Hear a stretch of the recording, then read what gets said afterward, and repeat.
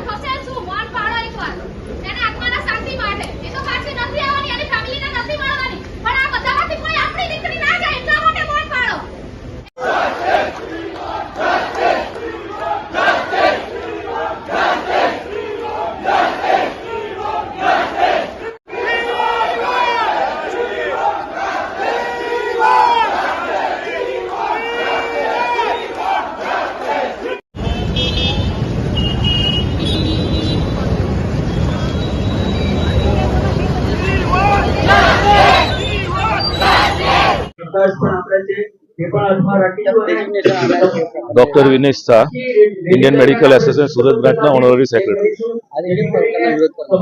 आज ये बधाने खबर है कोलकाता में जघन्य घटना बनी है अमरा रेसिडेंट डॉक्टर जोड़े तेना विरोध में आईएमए हेडक्वार्टर अमर Indian Medical Association headquarter new Delhi की गाइडलाइन मुजब इंडियन मेडिकल एसोसिएशन सूरत ब्रांचना બધા જ તબીબો આજે સવારે 6 વાગ્યાથી મેડિકલ સર્વિસ બંધ રાખેલી છે અને આ મેડિકલ સર્વિસ કાલે સવારે 6 વાગ્યા સુધી બંધ રહેશે અને ઇમરજન્સી સેવા ચાલુ રહેશે। આજે સવારે 6 વાગ્યાથી લઈને કાલે સવારે 6 વાગ્યા સુધી તો આ મેડિકલ સર્વિસ બંધ રહેશે અને આગળ જે ગાઈડલાઈન આવશે તે પ્રમાણે આગળ બી ચાલુ રહેશે। માંગણી સ્વીકારવામાં નહીં આવશે તો આ લડત આગળ જલદ રીતે ચાલુ રહેશે।